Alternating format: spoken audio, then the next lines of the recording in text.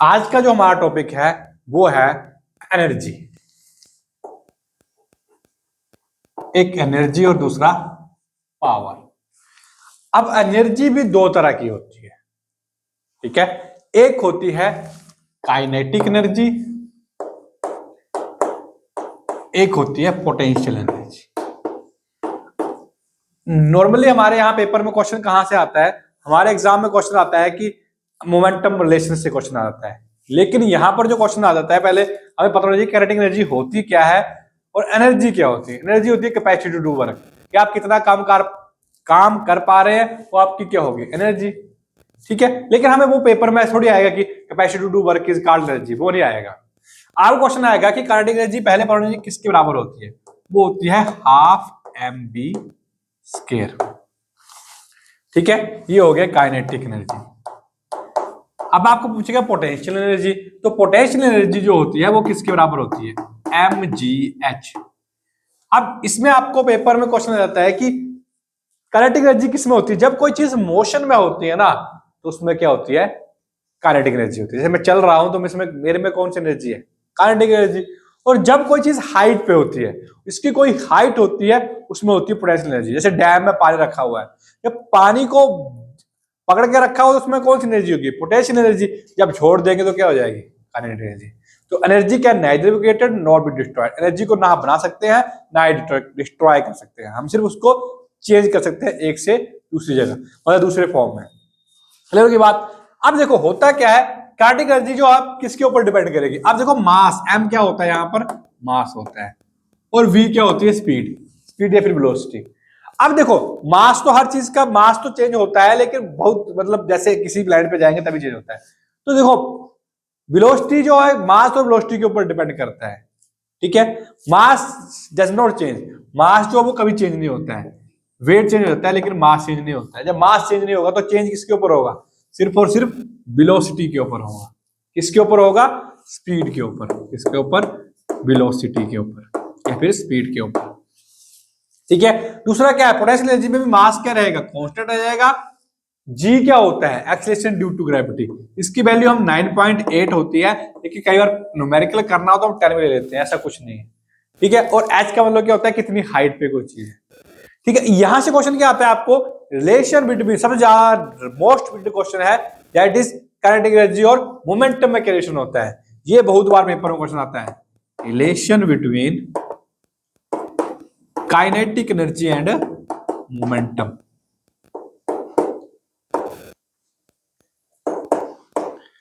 Kinetic energy और momentum में क्या रिलेशन होता है, तो वो होता है kinetic energy is equal to P square over 2m।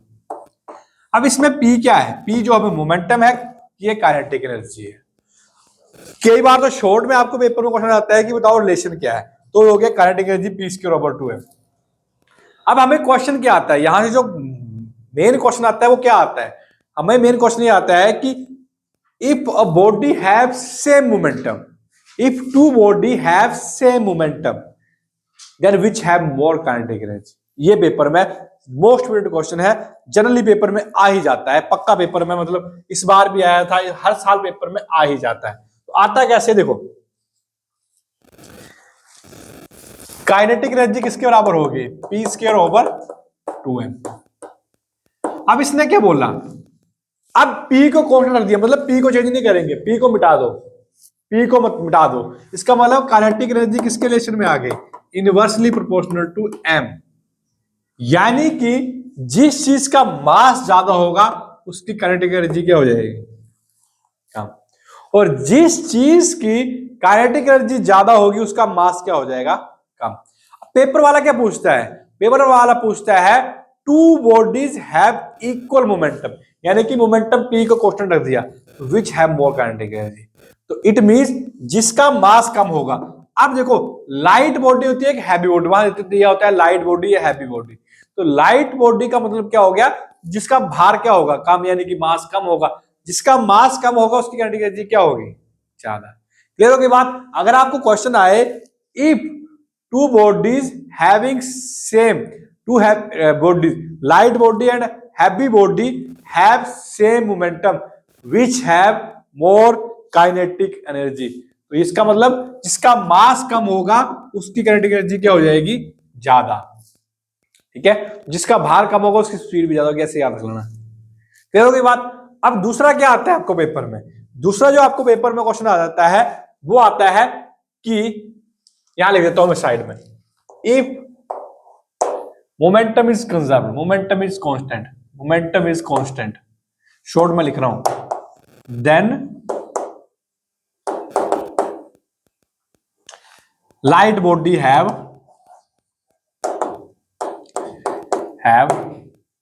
More kinetic energy, more kinetic energy. Clear होगी बात। अब if two body, light body and heavy body have same kinetic energy, अगर काइनेटिक एनर्जी सेम कर दी उन्होंने, same क्या हो जाएगी यहां पर, काइनेटिक एनर्जी, या कांस्टेंट काइनेटिक एनर्जी या फिर सेम काइनेटिक एनर्जी, एक ही बात होती है, कांस्टेंट काइनेटिक एनर्जी। ठीक है, यानी कि काइनेटिक एनर्जी को हम क्या कर देंगे, इसको छुपा देंगे, इसको छुपा देंगे तो पी स्क्वायर किसके बराबर हो गया, 2m। पी स्क्वायर किसके बराबर हो गया, 2m। अब 2 तो पहले से ही कांस्टेंट है, तो वो पूछेगा किसका मोमेंटम ज्यादा हुआ, तो मोमेंटम किसका ज्यादा होगा, जिसका आप देखो सामने लिखा हुआ उसका मतलब डायरेक्ट रिलेशन होता है, यानी कि इसको बढ़ाएंगे तो ये भी चीज बढ़ेगी, अगर इसको कम करेंगे तो ये भी कम हो जाएगा। अगर आपको पूछे सेम काइनेटिक एनर्जी है which have more momentum, more momentum किसका होगा, तो मोर मोमेंटम उसका होगा जिसका मास ज्यादा होगा, जिसका मास ज्यादा होगा उसका मोमेंटम भी ज्यादा होगा। It means heavy body answer आएगा, क्या आएगा, heavy body have equal momentum, heavy body have equal नहीं, मोर मोमेंटम। क्लियर होगी बात। अगर आपको पूछेगा कि काइनेटिक एनर्जी को कांस्टेंट रख दिया, अगर काइनेटिक एनर्जी को कांस्टेंट रखेंगे तो पी स्क्वायर किसके बराबर आएगा, 2m, पी स्क्वायर 2m के बराबर प्रोपोर्शनल में हो गया, यानी कि मोमेंटम तभी बढ़ेगा जब मास ज्यादा होगा। अब लाइट बॉडी और हैवी बॉडी में मास किसका ज्यादा होगा, हैवी बॉडी का होगा, इट मींस मास का आंसर हो जाएगा। ठीक है, यानी कि हैवी बॉडी आंसर होगा। तो यहां से भी क्वेश्चन आता है, बड़ी बार मोस्ट रिपीटेड क्वेश्चन है, और ये 99% होता है कि पेपर में आएगा, इस बार भी आता है और आया था और ऐसे भी आता है ये पेपर में। अब हम पढ़ेंगे पावर से। अब पावर से हमें क्या आता है, ज्यादातर न्यूमेरिकल आता है। क्या आता है, पावर से हमें क्या आता है, न्यूमेरिकल। क्या आता है, न्यूमेरिकल। अब पावर के दो फार्मूले होते हैं। अब देखो, जो वर्क होता है और जो एनर्जी होती है वो सेम होती है, याद रखना। वर्क और एनर्जी का डायमेंशन फार्मूला भी सेम होता है और वर्क और एनर्जी का यूनिट भी सेम होते हैं। जहां आपको वर्क पूछे वहां आप एनर्जी का भी चीज यूज कर सकते हो, जहां वर्क एनर्जी पूछे जहां वर्क भी यूज कर सकते हैं। ठीक है, अब आपको देखो पेपर में क्वेश्चन आया था अभी, कैसे आया था, दो तरह के इसके पावर के, पहले ये लिख लो, पावर जो होती है वो होती है वर्क पर यूनिट टाइम, यानी कि कितना वर्क किया कितने समय में। W का मतलब क्या हो गया, वर्क। अब वर्क जो होता है ये नहीं कि ये काइनेटिक वर्क किसी तरह का हो सकता है, काइनेटिक एनर्जी के फॉर्म में हो सकता है, पोटेंशियल एनर्जी की फॉर्म में हो सकता है। तो वहां पर देखना है कि क्वेश्चन में काइनेटिक भी पूछा है कि पोटेंशियल एनर्जी का क्वेश्चन है वो। ठीक है, टाइम आपको दिया होगा, पावर पूछ लेगा। दूसरा क्या होता है, force into speed, force into speed. Speed या वेलोसिटी का कुछ ले लो, एफ मतलब फोर्स और ये क्या हो गया, स्पीड, या फिर वेलोसिटी लिख लो, कोई बात नहीं होती। ठीक है, स्पीड या वेलोसिटी कुछ भी लिख सकते हैं।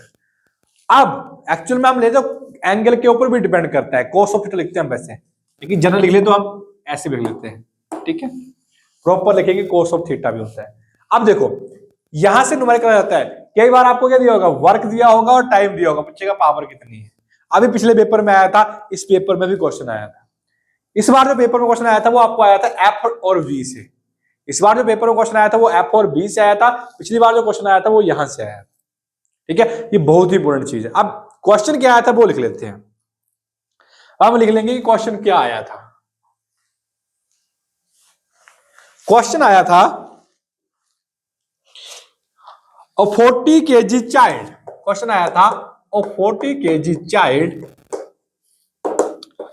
runs up a flight of stairs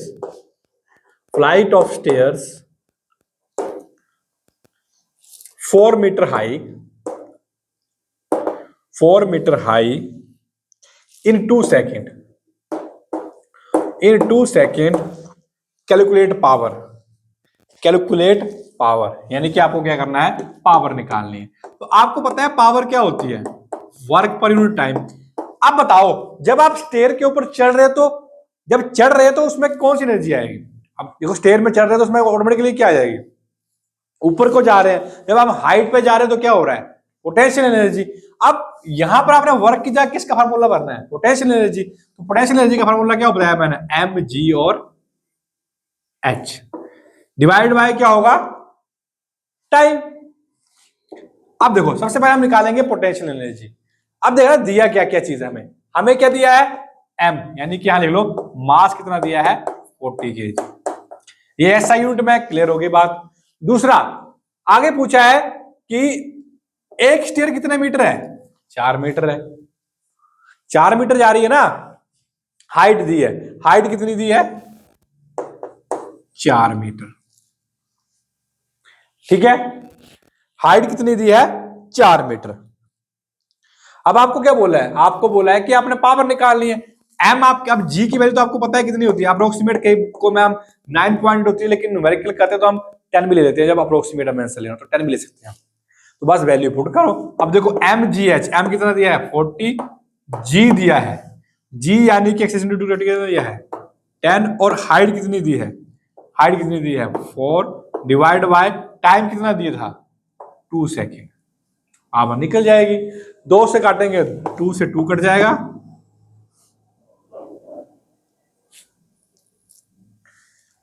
ठीक है। हम यहां से काटेंगे तो इसका आंसर आ जाएगा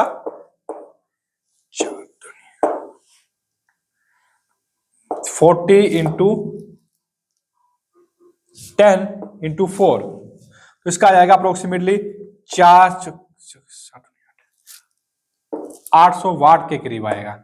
अगर आप एग्जैक्ट लेंगे तो थोड़ा अप डाउन हो सकता है, लेकिन अगर हम जनरली ले लें तो कितना हो गया 4 2 8 और कितना हो गया 800 वाट अप्रोक्सीमेशन। अगर हम बुक को में वहां दिया होगा आपको जी की वैल्यू 9.8 लेनी तब भी ले सकते हैं, अगर नहीं दिया हो तो आप जनरली 9.8 लेते हैं।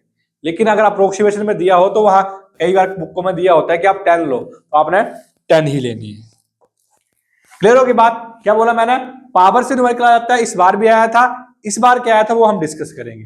ये 40 kg चाइल्ड यानी कि मास दिया है, पहले हमें देखना दिया क्या है और उसमें कौन सी एनर्जी आएगी, बस आराम से पता जाता है। अब देखो इस बार जो पेपर में क्वेश्चन आया था वो देखते हैं, इस बार जो पेपर में क्वेश्चन आया था वो भी देख लेते हैं अभी।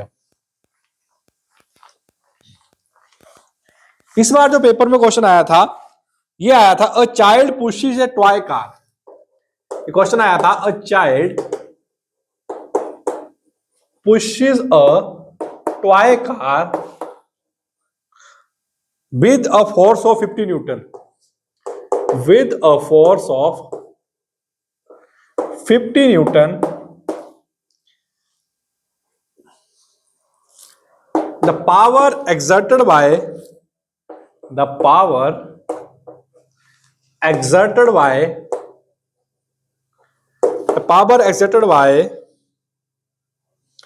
the child displacing a car by 2 meter in 50 second. अब देखो, अब आपको यह पता होना चाहिए कि कहां पे कौन सा फार्मूला होगा। अब देखो यहां फोर्स दे दिया है, अब फोर्स दे दिया है इसका मतलब हमें फोर्स वाला फार्मूला लगाना पड़ेगा, और साथ में क्या दे दिया है, डिस्टेंस अपॉन टाइम दे दिया है। तो बस यही करना था। तो पावर किसके बराबर होती है, फोर्स इंटू टाइम। अब देखो पावर निकालनी है, फोर्स दिया है हमारे पास 20 न्यूटन, और यहां क्या दिया है हमें, यहां जो डिस्प्लेसमेंट यानी कि डिस्टेंस जो दिया है वो क्या दिया है, यानी कि डिस्टेंस कितना दिया है, डिस्टेंस कितना दिया है, डिस्टेंस को डिले कितना दिया है यहां पर 2 मीटर, और टाइम कितना दिया है 50 सेकेंड। अब आपको क्या निकालना है, ऐसे निकालना है तो कैसे निकालते हैं। अब आपको यह पता है कि फोर्स तो पता है, फोर्स तो दिया है यहां 20 न्यूटन। अब आपको पता है वेलोसिटी या स्पीड क्या होती है, डिस्टेंस अपॉन टाइम। अब डिस्टेंस अपॉन टाइम यानी कि डिस्टेंस कितना दिया है 2 मीटर और टाइम कितना दिया है 50 सेकेंड। 0 से 0 काट देंगे, 0 से 0 काट देंगे, वेलोसिटी क्या है, डिस्टेंस कितना था 2 मीटर और टाइम कितना था 50 सेकेंड। कितना आ जाएगा ठीक है, यहाँ 50 सेकंड था, यहाँ 20 न्यूटन है, 50 न्यूटन था, यहाँ क्या था 50 न्यूटन था, यहाँ कितना दिया है, यहाँ 50 न्यूटन दिया है, मैंने 20 लिख दिया, तो यहाँ कितना हो जाएगा 50, 50 से 50 कैंसिल हो गया, बच क्या गया 2 न्यूटन, कितना हो गया 2 न्यूटन। तो ऐसे पेपर में आपको मल्टीपल टाइम क्वेश्चन आएंगे, क्या बताओ पावर निकालो, पावर के लिए आपको पहले पावर के फार्मूले याद रखिए, पावर किसके बराबर होती है, वर्क पर यूनिट टाइम या फिर फोर्स इनटू वेलोसिटी के साथ। ठीक है, थैंक यू क्लास।